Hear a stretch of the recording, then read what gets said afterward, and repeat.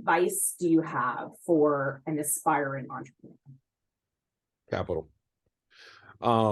It is the thing that small businesses, and in particular businesses of color and women-owned businesses, don't do enough of, is raise capital. Oh, Yeah. so thanks so much for joining me today to share your story about Annabelle's Mac and Cheese. This is going to be a series of interviews that I do over the course of the month of January and February as we celebrate Black History Month. And it's my hope that we can inspire the next generation of people to, take their prized recipes and their wonderful history and culture and be able to share it with our communities and to spread the word about Annabelle's. Absolutely. Thank you. About Annabelle. I want to know more about Annabelle, your great grandma, right? Absolutely. She's my great grandmother. I grew up cooking with her. She is from South Boston, Virginia, or we're from South Boston, Virginia, which is a very, very small town in the southern part of Virginia, about 5,000 people in terms of population in the city. Within the county of Halifax, it's it's a tobacco country. So we grew up hunting, fishing, farming, just doing things you do in the country. And Granny Bell was a matriarch of the family. They had a farm before I was born. They had sold the farm by the time I came around, and she lived in the town itself. And she had 3 children. She had a son that was the oldest. She had a middle child that was a daughter, and then her youngest daughter was my grandmother, Florence. And unfortunately, Florence passed the year before I was born, so I never got a chance to meet my actual grandmother. So my great grandmother played kind of a dual role. She was both my grandmother and my great grandmother. And because my mom divorced my father when she was still pregnant with me, I sort of really grew up with great grandma with Annabelle. I spent a lot of time. My mom was working a lot, and I spent a lot of time at my great grandmother's house. And we cooked together. We farmed together. We as a child, she had me out there in the garden, whether I wanted to be there or not. We processed chickens. We had the cow. Her cow was literally in the lot next door to the house. So yeah, we spent a lot of time together. That's amazing. And was this in what year was this? So I was born in 68. So this was like 71, 72, 73 time frame that I began to really remember her when I was 3, 4, 5 years old. And we used to spend time sitting outside at night catching lightning bugs and in a jar and just doing the things you do in the country, because it was only 3 TV channels, and I don't even know if we got those TV channels very clear. Right. And they were even in color, right? They were all black and white probably at that point. They were all black and white. And frankly, I remember her maybe having a TV, but I never remember watching TV at her house. Yeah. Yeah. So how did you get from this kind of experience growing up to kind of starting your own business, around the recipe? Well, one, because of my mom being a single mom, I actually started cooking when I was about 5 at home by myself, because I was a latchkey kid before Latchkey Kids had a name for itself. And then the men in my family also cooked, which was a little odd because I grew up in a place where, for the most part, men just didn't cook. And the men in my family did. My grandfather cooked, my mom's dad, because his wife had passed, and so he cooked. My uncles cooked. My grandfather on my grandfather's side cooked. I mean, so pretty much every man I knew could cook. And so it wasn't as strange for me to learn how to cook. And then being next to my great grandmother, being in the kitchen with her, wasn't that strange either. And so that sort of imparted on me the idea of, people talk about fresh foods and organic and farm to table and all those kinds of things. It's just the way we grew up. I went to the hog pen with my uncles, and, we processed pigs. We went hunting, and, we killed rabbits and squirrels, and they killed deer. I wasn't big enough to kill a deer back when I was a little child. But we grew up with all kinds of wild game meat, and our sausages were made from the sausage of the hogs that we raised. Our eggs came from the chickens that my great grandmother had in the chicken coop across the little road from our house. So we had probably 4 or 5 acres of land around her house in that town, which is a lot of land to be inside of a city. And we're not a city, but you're inside of a town. But yeah, we just grew up with a taste for fresh food. And then you went from, and I know that you have another job, but a whole nother career, right? So what role does Annabelle's play in your life today? Annabelle is my passion project. So in college, I had a friend of mine named Chris Coomey. So Chris, one day I was on campus. He was a graduate student. I was still an undergrad. I was at George Mason at the time. And Chris said to me one day, so if you ever want to figure out if you want to do something, do it for free. So that idea kind of stuck with me because in college I cooked all the time. And friends say, oh, you should be a chef, you should be a chef. But I was an engineer. I was majored in, I was ultimately got a degree in system engineering from undergrad. And then I came down to Atlanta, went to Georgia Tech and got got a master's degree in system engineering. But that passion for cooking was still there. I was always cooking for parties and friends and what have you. And I decided to volunteer. I took a real job at the time, what would you call a real job, working for a defense contractor. But I made a deal with them that said on Tuesdays, I'm going to leave work early and I'm going to go volunteer at a restaurant called Bacchanelli when they were back in Buckhead.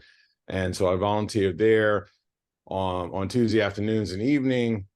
Ultimately figured out I didn't want to be a chef because the hours sucked, the pay sucked, the sort of time to go from grunt to actually being important was a really long pathway. And it was crazy. It was absolutely nothing what you would expect sitting in a dining room was happening in the kitchen. It was pure pandemonium and chaos in both their kitchen and other kitchens I volunteered at, and not specifically the Bacchanal, just the sort of kitchen environment was crazy. And but I learned a lot. I learned a lot of techniques. My appreciation for food grew, and my respect for what it takes to get food from the kitchen to the table really grew. So that passion for cooking, I didn't want to lose it. And so I knew that if I just went off on that chef path, I would lose that passion. But Chris's point was right. If you want to figure out if you want to do something, do it for free. You'll figure out the depth of your passion. And for me, I decided to preserve my passion by not turning into a chef, but the idea never left me. So after years and years in corporate America, both working in corporate, and then I started a tech company back in 2007, I decided that, hey, I'm kind of sick of corporate America. I'm working for a bunch of Fortune 500 companies, doing a lot of fire drill work. I work in an area called software performance engineering, which is about making software fast and reliable. So the issues with healthcare.gov where nobody can get on the system, we've worked on those kind of problems for major airlines, major banks, and the like. But it's always the same. It's kind of like jumping out of a plane with a parachute on and going into a blazing inferno fire and trying to put it out. And oftentimes, just because of the nature of how corporate works, the thank yous are relatively sparse, but the work is incredibly grinding. I was going to Peachtree Road Farmers Market on Saturdays as just kind of a respite away from, like a lot of folks just go there just to kind of decompress and as much as buy food. And I would sit through the chef demo every Saturday. And it started hitting me that, hey, I've got this mac and cheese recipe that I have a lot of things, but the mac and cheese was one particular popular thing that I would make at the house. I approached the market manager and I said, hey, we got this mac and cheese that people love. Can I try it out here for Thanksgiving and Christmas? And we did, and we sold out. So at that point, this was in 2018. I said, I think we may have a business here.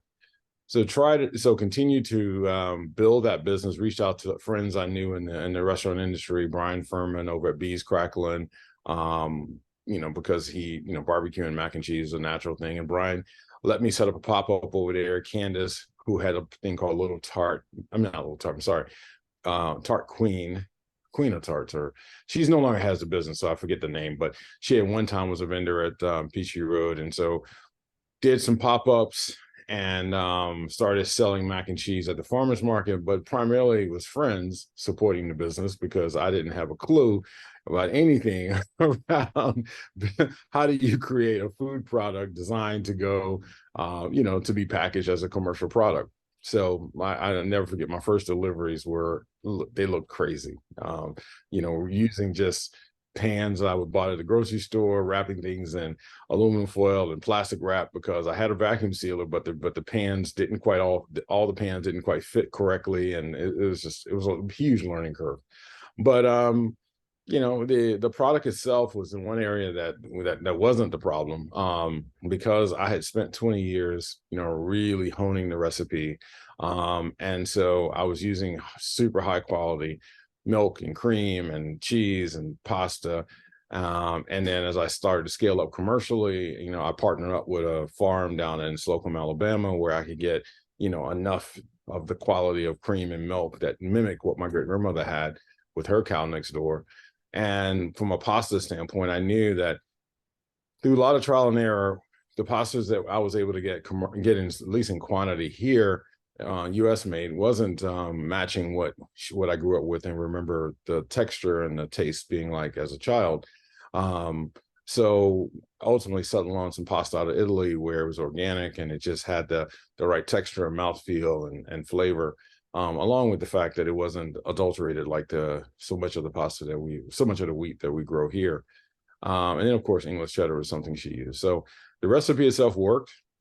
People responded. I mean, every time I was at farmers market, it was extremely popular with folks. And then ultimately one of the vendors actually approached me and said, "Hey, we'd like to see you try to carry it I'd like to carry your mac and cheese in our store." Again, didn't have a clue where to go with that other than say yes. And packaging was not up to snuff. I mean, the first packaging we put in the stores, it was awful. It was absolutely awful. But through tastings, people would buy the product, and just because of just having a good, I'd say a good number of just great friends around me, ultimately people would, they would step in and say, "Hey, Kevin, I think you should try this, you should try that."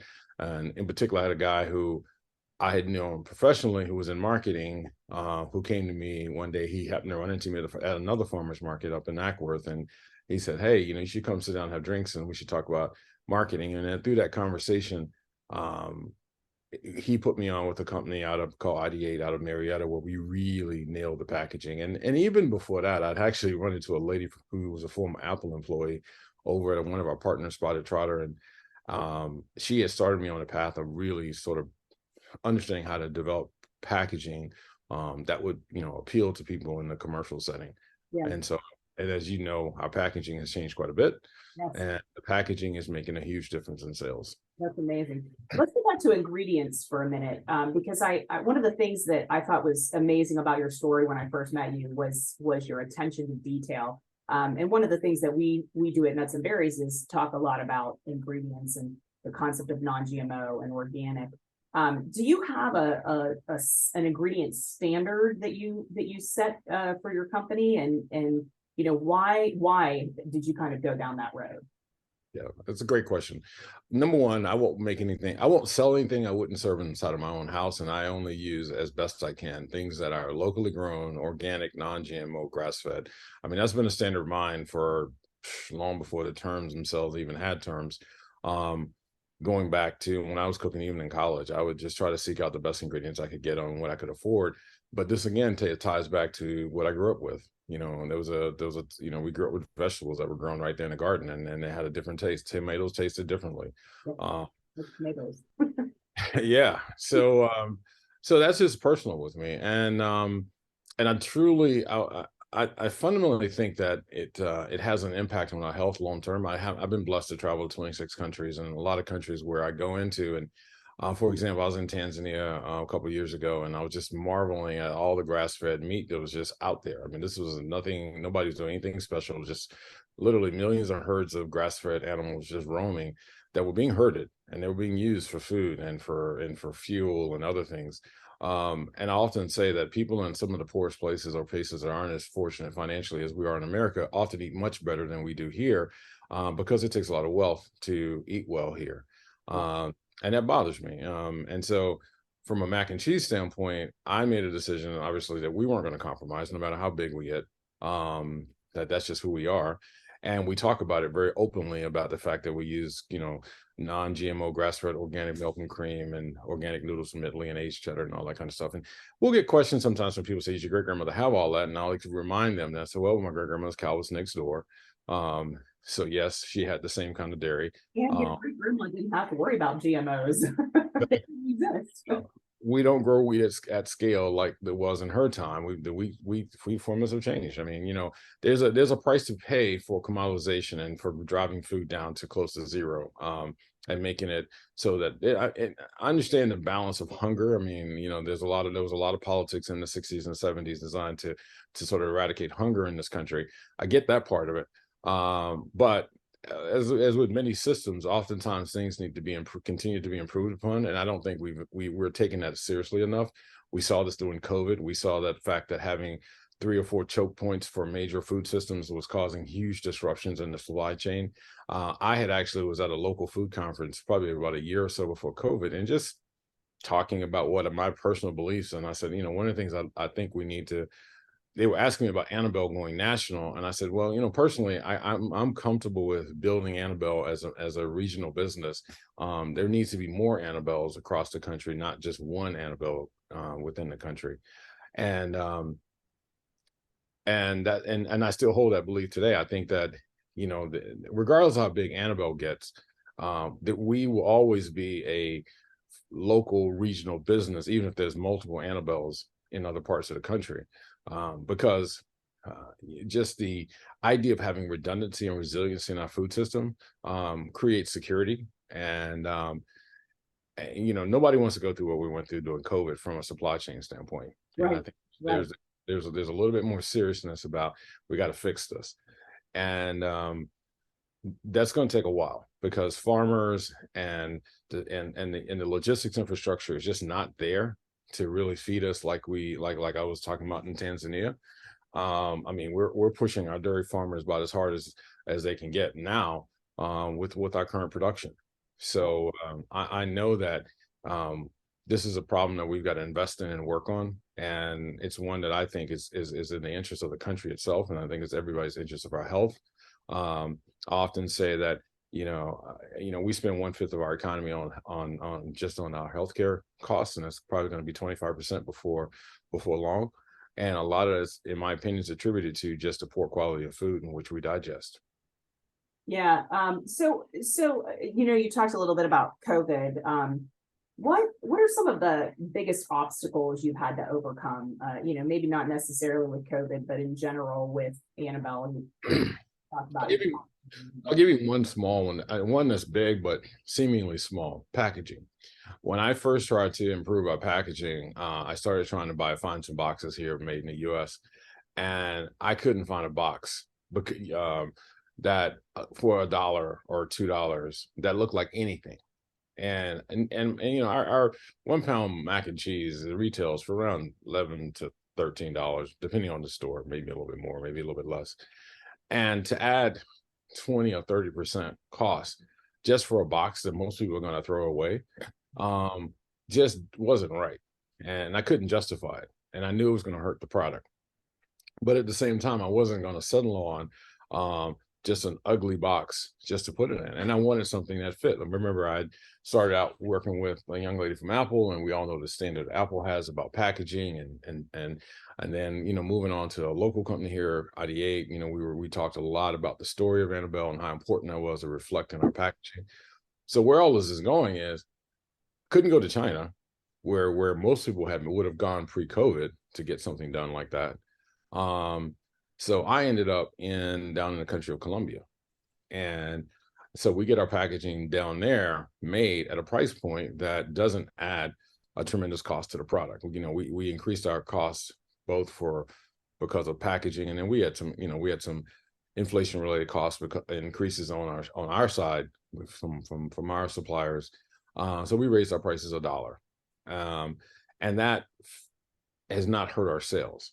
But if we'd gone out there and raised our price $3 or $4, just to cover the cost of packaging, especially as a nascent business, I think it would have hurt us quite a bit. Yeah.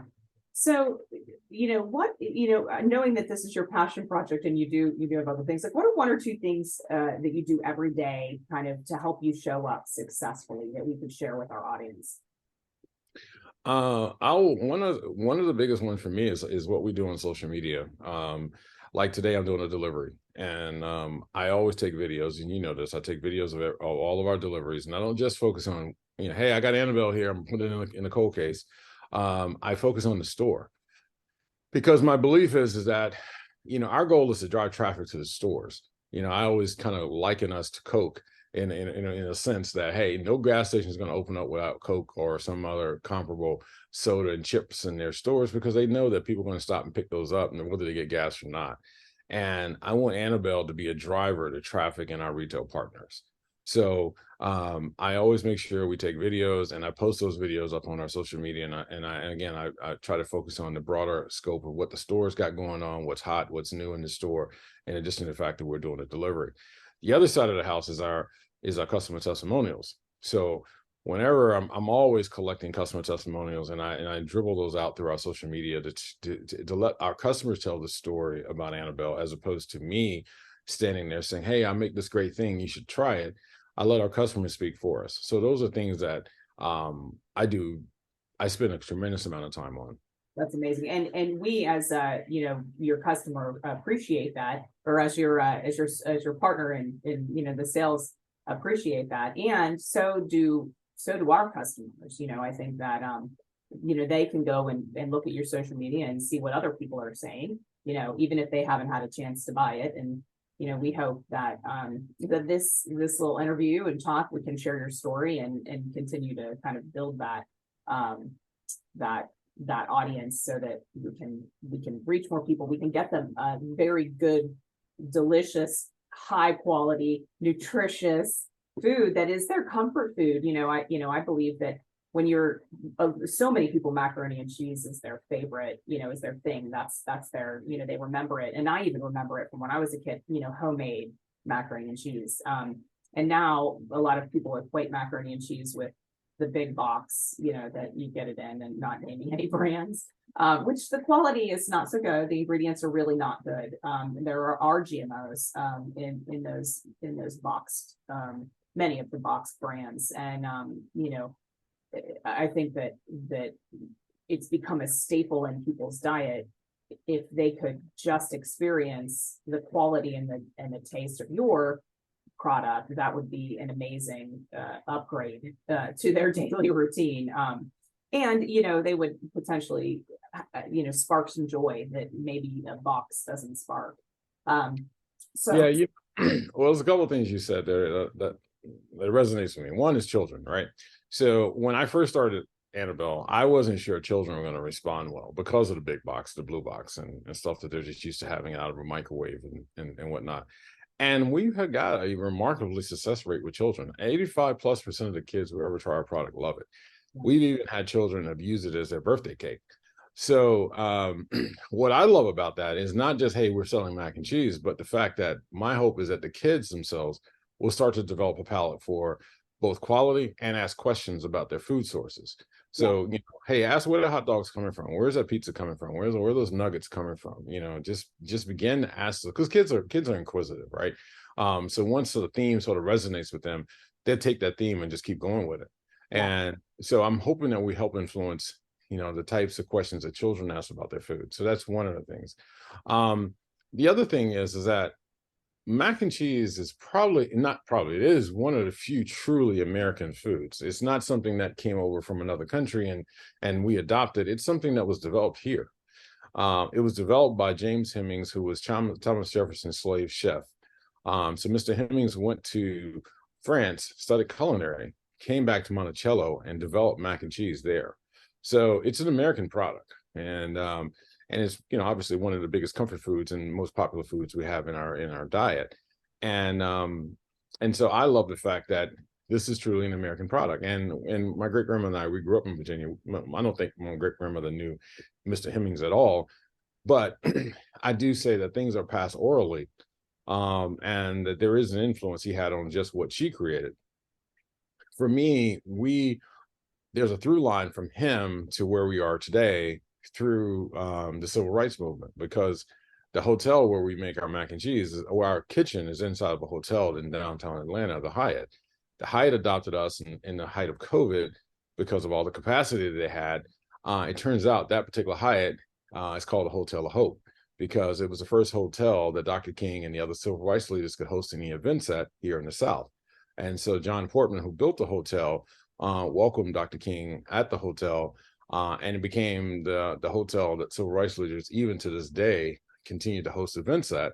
It has in the hotel the Dr. King and Mrs. King suite, which has a lot of their wedding memorabilia. So when you look at sort of as an African American business owner, I think about that through line from Mr. Hemmings developing one of the few truly American foods. The fact that, as African Americans, we were the cooks in America up until the 70s. Dr. King and civil rights movement, the fact that we're back at the hotel that sort of, was ground zero for the civil rights movement in the South. And that we're building a product for the 21st and 22nd generation there that hopefully has a positive impact on, both food and diet and health and commerce in America. So, That is, Kevin, that makes me so happy. That just sings to my heart. I mean, I can't tell you. I think that energy and love goes into our food, and I think that's one of the things that's missing in our food. And so when I hear that story, it makes me excited to enjoy a plate of macaroni and cheese beyond just the, it tastes good, but more of that it nourishes our soul, which I think is what's so needed in our world today.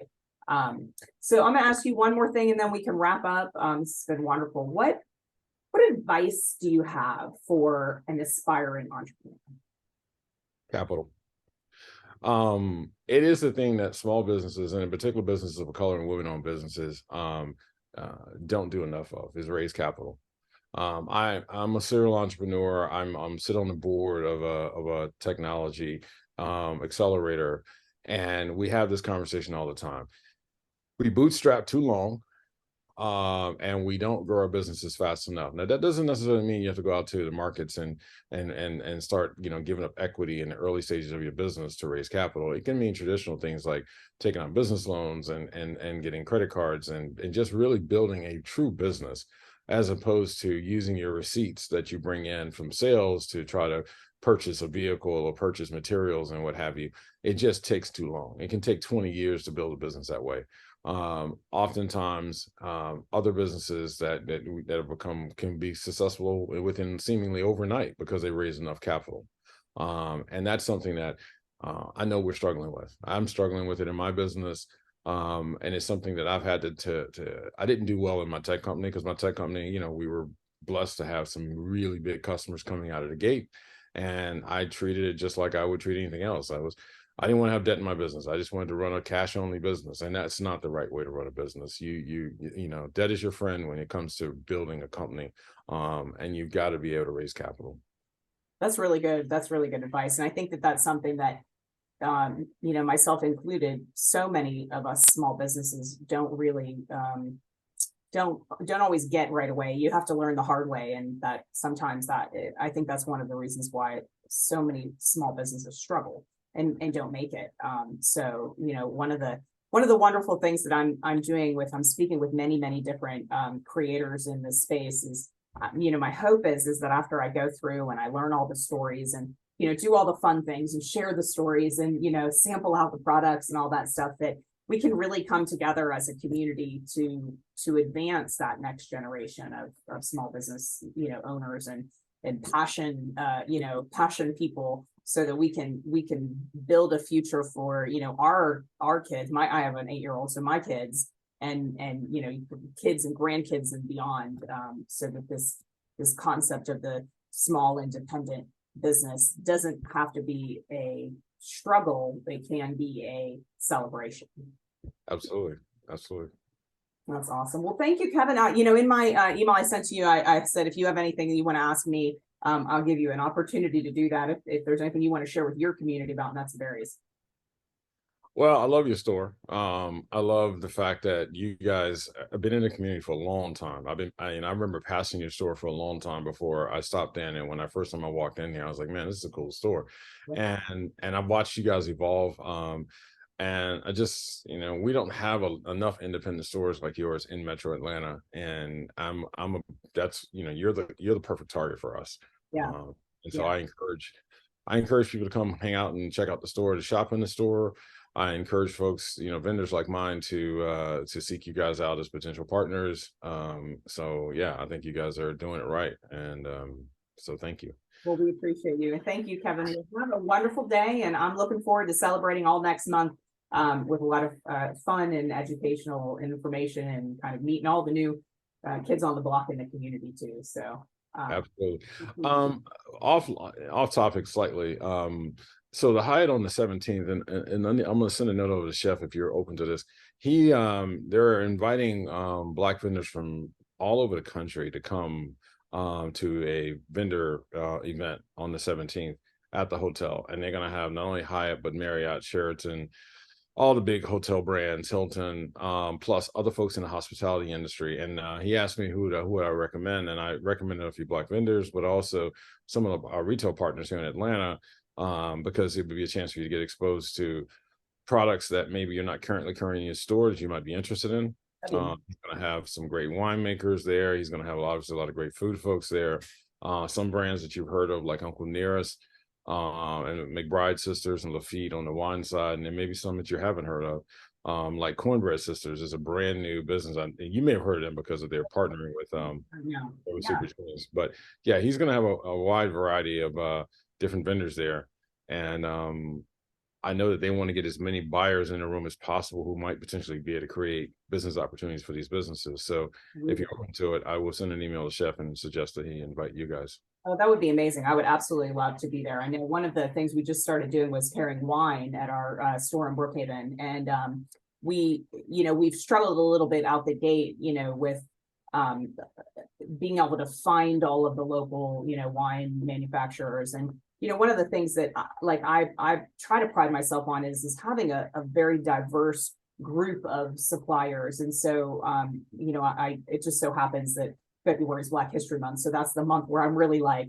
okay, let me see if I can find all the, the cool new Black owned businesses that I don't have and that I don't hear about. And a lot also because then, as we roll out new vendors, we can talk about them more. And like I found a local, there's a bunch of different coffee companies, but I found a really, really cool story from the West End, a new company that hopefully we're going to be introducing. And they have an amazing vision that's very similar to this, and that they're highlighting other local artists that are in their community. And for me, I think that's so important in our our very connected age, that if we can lift each other up through our marketing rather than just constantly talking about a product or a sale or something like that. I think the stories are really what make our community so special. And I think that, I'd love to be able to find some new wonderful brands, and even just, talk to the people that are there, and that'd be amazing. So thank you. All right, you're welcome. Definitely, I'll send it over. Awesome. And if you're ever looking to do some pairing with Annabelle and wine, it's we've done a few of those. We've done it down at Serenbe. We did one at we've done it with Three Parks Wines over on East Atlanta. Because mac and cheese, and actually the best wine som in the city, we've done it at the Floral Park, and the best wine som, we were doing a tasting there. He said, yeah, on Monday I'm taking your mac and cheese, because he loves our mac and cheese. I mean, he said, I'm taking it over to a tasting that they were doing with a bunch of all the high-end ensembles throughout the city, and he was looking forward to having Annabelle kick some butt there. So well, that sounds awesome. So and I love that idea. So I'm a so I love it. So wonderful. All right. Well, thank you, Kevin, so much. And looking forward to selling some mac and cheese and having everybody sample it out, and having everybody hear about your story. So I appreciate it. Take care. Yes, ma'am. Bye-bye.